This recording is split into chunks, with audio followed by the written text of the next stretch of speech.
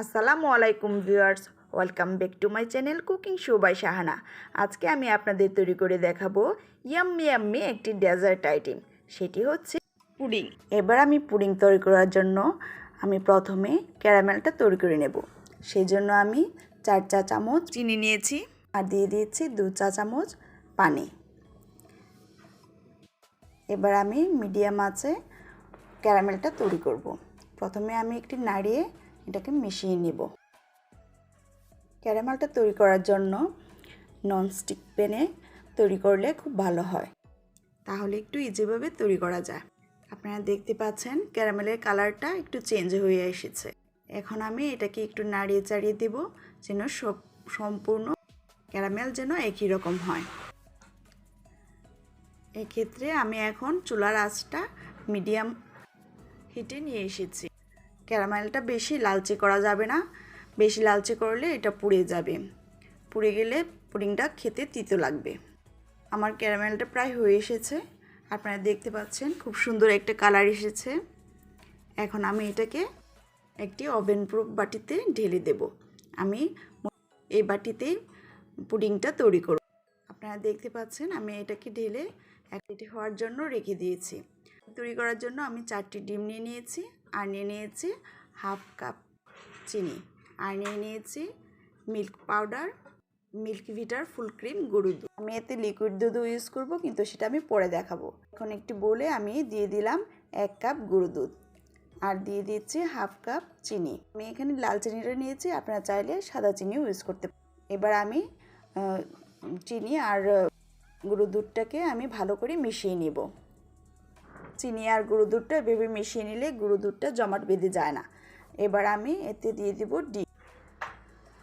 ডিমটা দিয়ে আমি ভালো করে মিশিয়ে নেব। আমি আস্তে আস্তে ভালো করে মিশিয়ে নেব ডিমটা।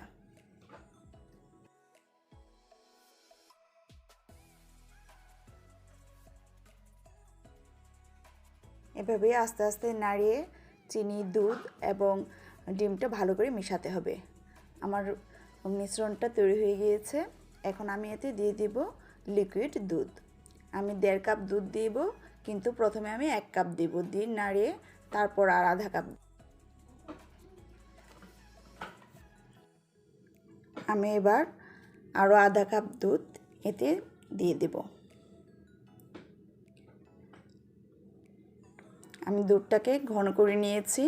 দুধটা ঘন করে পুডিংটা খুব সুন্দর হয় আর পাতলার সময় পানি ছেড়ে দেয়। এবার আমি এতে দিয়ে দিয়েছি 1 চামচ ভ্যানিলা এসেন্স। ভ্যানিলা এসেন্স দিলে আপনার ডিমের গন্ধটা থাকে না। সেটা না থাকলে আপনারা সাদা এলাচের গুঁড়ো করে দিতে পারেন। এবার আমার মিশ্রণটা তৈরি হয়ে গিয়েছে। আপনারা দেখতে পাচ্ছেন আমার মিশ্রণটা তৈরি হয়ে গিয়েছে। আমি এবার এটাকে ক্যারামেলের উপরে ঢেলে দেব। আমার ক্যারামেলটাও তৈরি হয়ে গিয়েছে, আপনারা দেখতে পাচ্ছেন একেবারেই সেট হয়ে গিয়েছে। এবার আমি মিশ্রণটা ঢেলে দেব। এবার আমি একটি প্যান নিয়ে নিয়েছি আর এতে দিয়ে দিয়েছি কিচেন টাওয়েল। কিচেন টাওয়েলটা দিলে বাটিটা নড়াচড়া করবে না, পুডিংটা খুব সুন্দরভাবে সেট হয়ে থাকে। এবার আমি এর উপরে বাটিটা বসিয়ে দেব।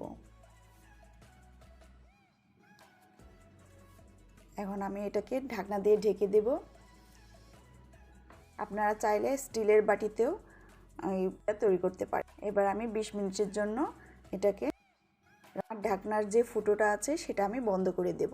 20 মিনিট পর আমি ফিরে এসেছি। এখন আমি চেক করে নেব পুডিংটা হয়েছে কি। সেই জন্য আমি একটা কাঠি দিয়ে পুডিংটাকে চেক করে নেব এটা পারফেক্টভাবে হয়েছে কি না। আমার পুডিংটা হয়ে গিয়েছে, আপনারা দেখতে পাচ্ছেন এটা মসৃণভাবে চলে এসেছে। আমার এই পুডিংটা তৈরি করতে পুরো 20 মিনিট লেগেছে। আর যদি আর একটু বেশি পরিমাণে ডিমগুলো দিয়ে রান্না করেন তাহলে আরও বেশি সময় লাগবে। আমি বাটিটা তুলে নিই। এবার আমি এটাকে নর্মাল করে ফ্রিজে রেখে দিই। আমি ফ্রিজ থেকে 1 ঘন্টার পর নামিয়ে নিয়েছি। আপনারা দেখতে পাচ্ছেন খুব সুন্দরভাবে এটা সেট হয়ে আছে। এবার আমি এটার চারপাশগুলো ছাড়িয়ে দেব।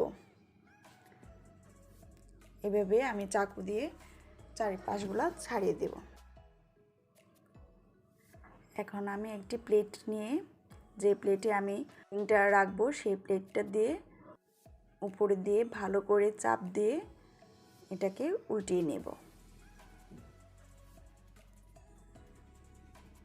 এভাবে উল্টিয়ে নেবেন। এবার আমি উপর থেকে বোলটা সরিয়ে নেব। ওয়াও, কত একটি ডেজার্ট আইটেম তৈরি হয়ে গিয়েছে। এটি খেতে যেমন সুস্বাদু তেমনি পুষ্টিকর।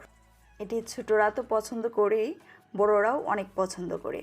আমার রেসিপিটি যদি আপনাদের ভালো লেগে থাকে তাহলে অবশ্যই লাইক, কমেন্ট এবং শেয়ার করতে ভুলবেন না।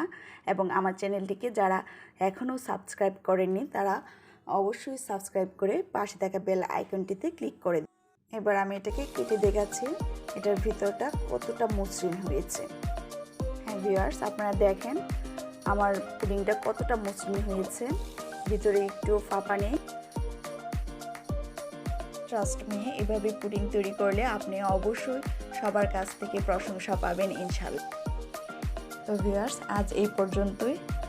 আল্লাহ হাফেজ।